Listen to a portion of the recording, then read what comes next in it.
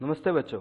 चलिए आज हम सीबीएसई की एनसीईआरटी की पाठ्य पुस्तक बसंत से चैप्टर 5 चिट्ठियों की अनूठी दुनिया को पढ़ेंगे। चिट्ठियों की अनूठी दुनिया अर्थात पत्रों की दुनिया भी अजीब गरीब है। चिट्ठियों का निर्माण कैसे हुआ, पत्र कब से कैसे आए, वो आज हम सब कुछ जानेंगे। चलिए आज हम जान लेते हैं। पत्रों की दुनिया भी अजीब गरीब है। इसकी उपयोगिता हमेशा से ही बनी रहती है और इसके बारे में जानते हैं आज हम सब। और इसके बारे में हमेशा से बनी रही है आधुनिक साधन। कहने पत्र जो काम कर सकते हैं वो संचार का माध्यम या आधुनिकता साधन भी नहीं कर सकता। और पत्र जैसा संतोष या फोन या एसएमएस भी संदेश कहाँ दे सकता है। पत्र का एक नया सिलसिला शुरू करते हैं। राजनीति, साहित्य और कला के क्षेत्रों में भी तमाम वाद विवाद और नई घटनाओं की जड़ भी पत्र ही होते हैं। दुनिया का तमाम साहित्य जो पत्रों पर केंद्रित है वो मानव सभ्यता के विकास में इन पत्रों ने अनूठी यानी एक अजीब अलग दुनिया की भूमिका निभाई है, अलग जिम्मेदारी एक निभाई है। पत्रों का भाव सब एक जगह एक सा है। और पत्र को अब देखो कि पत्र को उर्दू में खत कहते हैं, संस्कृत में पत्र कहते हैं, कन्नड़ में कागज कहते हैं, तेलुगु में उत्तरम कहते हैं और जाबू कहते हैं। तेलुगु में उत्तरम, जाबू और लेख तथा तमिल में कड़िद कहा जाता है। ठीक है। पत्रों को यादों को सहेज कर रखते हैं। हर कोई अपनी पत्र लेखन की सभी की अपनी अपनी एक कला है और अपना अपना एक दायरा है। दुनिया भर में हजारों करोड़ों पत्र एक दूसरे को तलाशते तमाम क्या है कि अपना घर का रास्ता देखते जाते हैं। चलिए अब हम आगे देख लेते हैं। ठिकानों तक तो पहुंचते हैं। भारत में रोज 4.5 करोड़ चिट्ठियां डाक में डाली जाती हैं। ये देखिए जो हमारा सर्वे है ये कहता है कि भारत में रोज 4.5 करोड़ चिट्ठियां डाक में डाली जाती है। पत्र कितनी अहमियत रखते हैं। पंडित जवाहरलाल नेहरू ने सन 1953 में सही कहा था कि हजारों साल तक संचार का साधन केवल हरकारे यानी रनर्स फिर तेज घोड़े रहे हैं, यानी हमारे पोस्टमैन। और रेलवे और तार से भी भारी बदलाव आया, परंतु तार और रेलों से भी तेज गाड़ी जिस गति संवाद पहुंचने का सिलसिला हुआ। किसमें? टेलीफोन में, वायरलेस में और रेड रडार दुनिया में।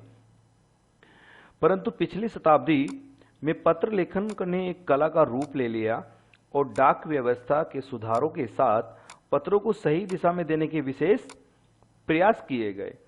पत्रों की संस्कृति विकसित करने के लिए स्कूली पाठ्यक्रमों में पत्र लेखन का विषय भी शामिल रहा। भारत ही नहीं दुनिया के कई देशों में यह भी प्रयास चले कि विश्व डाक संघ ने अपनी ओर से भी काफी प्रयास किए।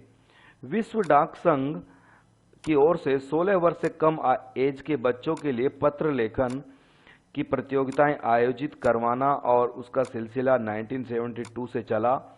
और यही सही है कि खास तौर पर बड़े शहरों में या महानगरों में संचार साधनों के साथ तेज विकास के साथ अन्य कारणों से पत्रों की क्या है आवाजाही शुरू हुई। ये जब हम पत्र लिखते हैं तो सबका पत्र लिखने का अलग अलग तरीका है। कोई हिंदी में लिखता है, कोई उर्दू में, कोई संस्कृत में, कोई फारसी में, कोई इंग्लिश में, कोई पंजाबी में, कोई मलयालम में, कोई कन्नड़ में, यानी सब अपनी अपनी लैंग्वेज में लिखते हैं। अब देखो देहाती दुनिया तो आज भी, यानी जो देहाती दुनिया का मतलब है जो ग्रामीण परिवेश है वो आज भी वहां पर चिट्ठियां ही चल रही हैं। फैक्स, ईमेल, टेलीफोन, वो मोबाइल ने चिट्ठियों को काफी तेजी से रोका है और व्यापारिक डाक की संख्या लगातार बढ़ रही है। तो ये आज भी एक जो पत्र जो करते हैं वो आज भी मोबाइल या एसएमएस का काम नहीं कर सकते। चलिए हम और देख लेते। जहां तक पत्रों का सवाल है, अब बारीकी से उसकी तह में जाएं, यानी बारीकी से अगर उसका अध्ययन किया जाए तो आपको ऐसा कोई नहीं मिलेगा जिसने कभी किसी पत्र न लिखा हो या न लिखवाया हो। पत्रों का बेसब्री से जिसने इंतजार न किया हो। हमारे सैनिक तो पत्रों का जिस उत्सुकता से इंतजार करते हैं उसकी कोई मिसाल ही नहीं है। एक दो लोग जब पत्रों का महीनों इंतजार करते थे, पर वह अब बात नहीं है कि परिवहन साधनों के विकास ने दूरी बहुत घटा दी है। पहले लोगों के लिए संचार का इकलौता साधन सिर्फ क्या था? चिट्ठी थी। संचार माने बातचीत को इधर से उस दूसरी तरफ पहुंचाना और दूसरे की बात इधर पहुंचाना। साधन विकसित हो चुके थे। तो ऐसे देशों में लोगों की कमी नहीं है जो अपने पुरखों की चिट्ठियों को सहेजकर या संजोकर विरासत के रूप में रखे हुए थे। बड़े बड़े लेखक, पत्रकार, उद्यमी, कवि, प्रशासक, सन्यासी या किसान, इनकी पत्र रचनाएं अपने आप में एक अनुसंधान का विषय है। पंडित जवाहरलाल नेहरू की पुत्री इंदिरा गांधी को फोन करते तब पिता के पत्र पुत्री के नाम पर नहीं लिखे जाते, परंतु जो उनके पंडित जवाहरलाल नेहरू ने जो पत्र इंदिरा गांधी जी को लिखे थे क्लास 8 में, वही भारत की खोज में आप देखने को मिलेंगे। देश के करोड़ों लोगों को प्रेरणा देते हैं। पत्रों को तो आप सहेज कर रख लेते हैं, पर एसएमएस संदेशों को आप जल्दी ही भूल जाते हैं। कितने संदेशों को आप सहेज कर रख सकते हैं? तमाम महान हस्तियों की तो सबसे बड़ी यादगार या धरोहर के उनके द्वारा लिखे गए पत्र ही हैं। भारत में इस श्रेणी में राष्ट्रपिता महात्मा गांधी को सबसे आगे रखा जाता है और इनके पत्र भी महादेव जी लिखते थे। दुनिया के तमाम संग्रहालय जानी मानी हस्तियों के पत्रों का अनूठा संकलन भी है। तमाम पत्र देश, काल और समाज को जानने और समझने का असली पैमाना पत्र ही हैं। और उस समय आजादी के समय भी अंग्रेज अफसरों ने अपने परिवारजनों को जो पत्रों में लिखे वे आगे चलकर बहुत महत्व की पुस्तक तक बन गए। इन पत्रों ने साबित किया कि संग्राम कितनी जमीनी मजबूती लिए हुए था।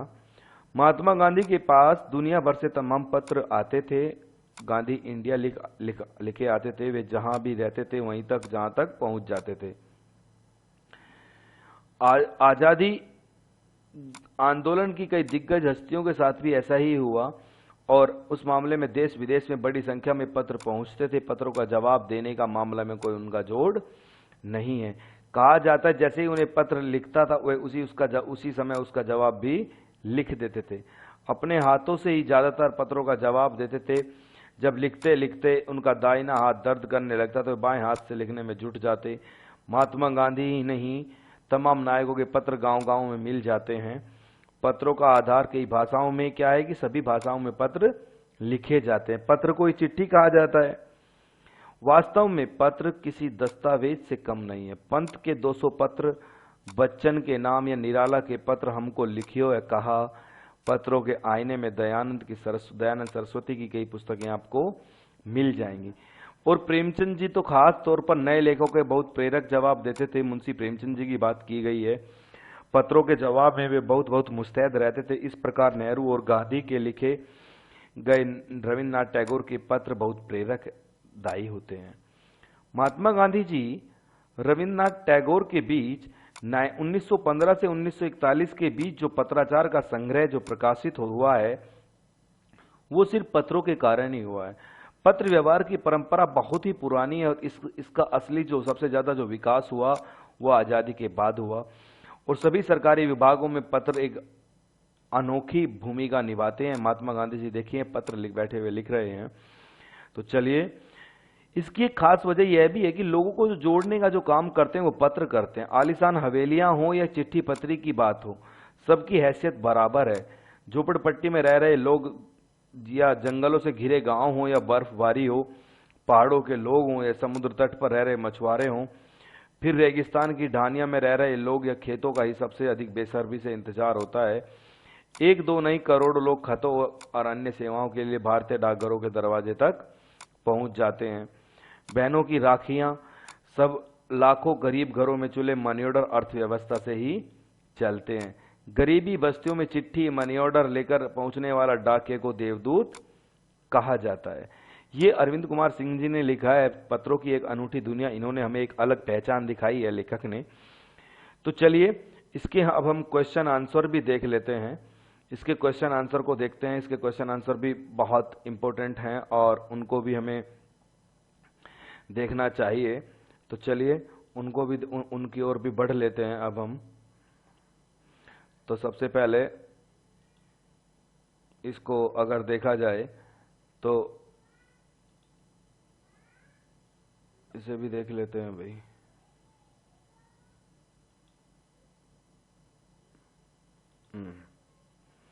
सॉरी मैं पहुंच नहीं पा रहा हूं इधर से। राइट। चलिए, नहीं, चलिए बच्चों, अब सबसे पहले इस चैप्टर का जो सार है हम उसको समझते हैं, राइट। कि चिट्ठियों की अनूठी दुनिया का पाठ का सार सबसे पहले देख लेते हैं, क्योंकि कई बार पेपर में सार भी पूछ लेता है कि इसकी समरी क्या है। सार माने समरी। तो पत्र लेखक ने क्या किया है, इस चैप्टर में क्या बताया, इसकी पत्र की महत्ता को बताया, यानी इसकी इंपोर्टेंस को बताया है। आज का युग हमारा वैज्ञानिक युग है, मनुष्य के पास अनेक संचार के साधन है, परंतु फिर भी मनुष्य क्या करता है, पत्रों का सहारा जरूर लेता है। लेखक कहते हैं कि उनके भाषा के अनुसार क्या है, अलग भाषा के अनुसार अलग अलग हैं। तेलुगु में उत्तरम, कन्नड़ में कागज, संस्कृत में पत्र, उर्दू में खत, तमिल में कडिद कहा जाता है। परंतु क्या है कि सभी लोग चिट्ठियों को तो लोग डालते ही हैं। आज भी कई लोग अपने पुरखों के पत्र सहेज कर रखते हैं। हमारे सैनिक अपने घर वालों के पत्रों का क्या है, बड़ी इंतजार करते हैं, बेसब्री से इंतजार करते हैं। उन्होंने यह बताते हुए भी कहा कि आज भी सिर्फ भारत में प्रतिदिन 4.5 करोड़ पत्र डाक में डाले जाते हैं। पंडित जवाहरलाल नेहरू भी पत्र के महत्व को माना है। लेखक कहते हैं कि 20वीं शताब्दी में पत्र केवल संचार का साधन ही नहीं, अपितु एक कला भी मानी गई है। इसे पाठ्यक्रम का हिस्सा भी बनाया गया। कई पत्र लेखन प्रतियोगिताएं आयोजित होती हैं। लेखक का मानना है कि संसार में ऐसा कोई मनुष्य होगा जिसने कभी किसी को पत्र न लिखा हो। सिर्फ एक संचार का माध्यम ही नहीं, अपितु ये मार्गदर्शक की भूमिका भी निभाते हैं। मोबाइल से प्राप्त एसएमएस को तो लोग मिटा देते हैं, परंतु क्या है कि पत्र हमेशा सहेज कर रखते हैं। आज भी संग्रहालय में महान हस्तियों के जो पत्र हैं वे शोभा बने हुए हैं। महात्मा गांधी के पास पूरे विश्व से पत्र आते थे और वे उसका जवाब भी तुरंत देते थे। रविंद्रनाथ टैगोर और महात्मा गांधी के पत्र व्यवहार को महात्मा और कवि के शीर्षक से प्रकाशित किया गया है। भारत में जो पत्र व्यवहार की परंपरा बहुत पुरानी है। सरकार की अपेक्षा घरेलू पत्र हो या मुख्य भूमिका निभाते हैं, क्योंकि ये आम लोगों को जोड़ने का काम करते हैं। चाहे गरीब हो या अमीर, सभी को अपने प्रियजनों से प्राप्त जो पत्र हैं उनका इंतजार रहता है। गरीब बस्ती में मनी ऑर्डर को लेकर आने वाले डाकियों को लोग हमेशा देवता कहते हैं। अंत में वे कहते हैं कि अत्यधिक संचार साधनों के होने के बावजूद पत्रों की एक महत्वपूर्ण भूमिका है इंसान के व्यक्ति के जीवन में। चलिए अब हम इसके एनसीईआरटी पर संबंधित इसके क्वेश्चन आंसर भी देखते हैं। सबसे पहला क्वेश्चन है, पत्र जैसा संतोष फोन या एसएमएस का संदेश क्यों नहीं दे सकता। यानी पत्र जो संतोष देता है, सेम उसकी अकॉर्डिंग एसएमएस फोन या एसएमएस का क्यों नहीं दे सकता। देख लेते हैं। पत्र जैसा संतोष फोन या एसएमएस का संदेश कभी भी नहीं दे सकता है, क्योंकि पत्र जो एक काम करते हैं वह नए जमाने के संचार का साधन नहीं कर सकते। पत्र का एक नया सिलसिला शुरू करते हैं और राजनीति, साहित्य तथा कला के क्षेत्रों में तमाम विवाद और नई घटनाओं की जड़ भी पत्र ही होते हैं। दुनिया का तमाम साहित्य पत्रों पर केंद्रित होता है और मानव सभ्यता के विकास में इन पत्रों ने क्या किया है, अनूठी भूमिका निभाई है। पत्रों को खत, कागज, उत्तरम, जाबू, लेख, कडित, पाती, चिट्ठी इत्यादि कहा जाता है। अब आप देखो, पत्र का अगर पर्यायवाची शब्द आ जाए तो क्या लिख सकते हैं आप, खत, कागज, उत्तरम, जाबू, लेख, कडित, पाती, चिट्ठी, सब कुछ लिख सकते हैं। तो पत्र को उर्दू में खत कहते हैं, पत्र को उर्दू में खत कहते हैं। चिट्ठी संस्कृत में बोलते हैं। पत्र को कन्नड़ में कागज कहते हैं। तेलुगु में क्या कहते हैं, उत्तरम और जाबू दोनों बोलते हैं, और लेख भी बोलते हैं, राइट। हिंदी में पाती कहते हैं, तमिल में कडित कहा जाता है। तो पत्र लेखन, नेक्स्ट क्वेश्चन है, पत्र लेखन की कला के विकास के लिए क्या क्या प्रयास किए गए, लिखिए। पत्र लेखन की जो कला के जो विकास हैं वे निम्न प्रयास हुए।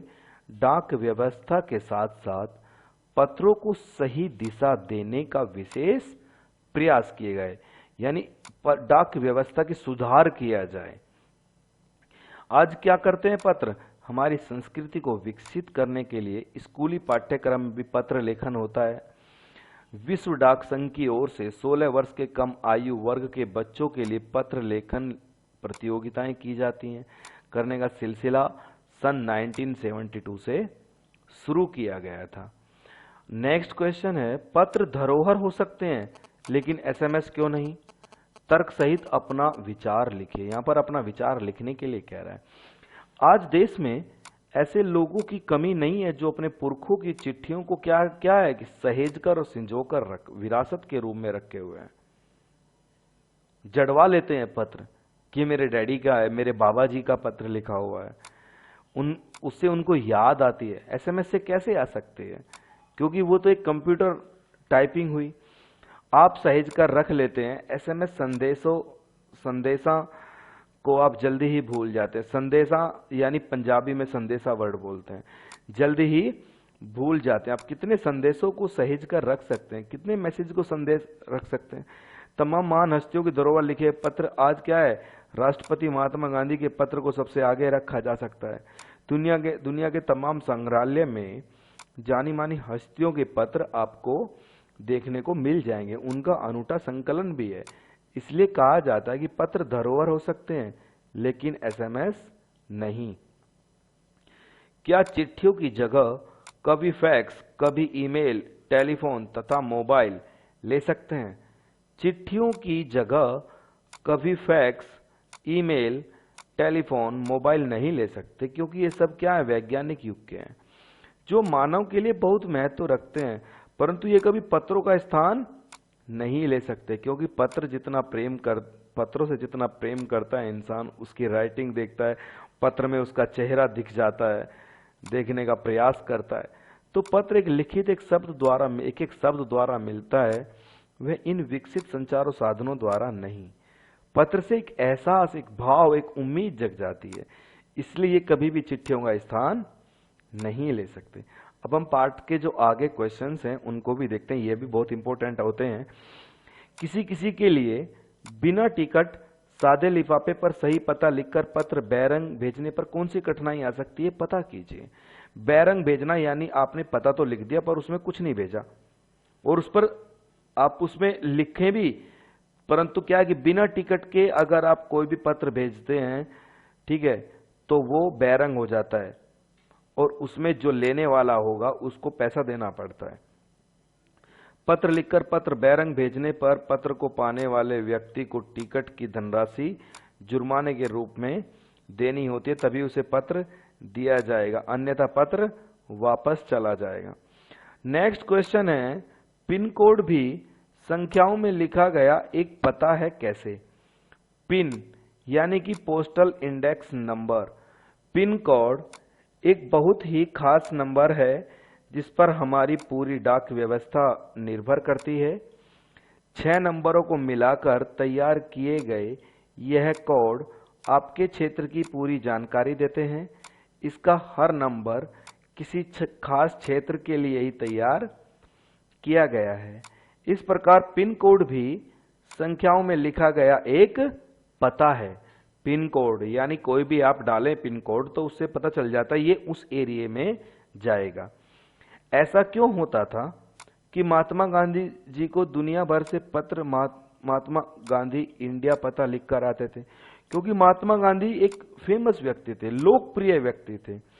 वे कभी कहीं होते थे तो कभी कहीं होते थे काम के सिलसिले में, इसलिए महात्मा गांधी इंडिया लिखे हुए आते थे।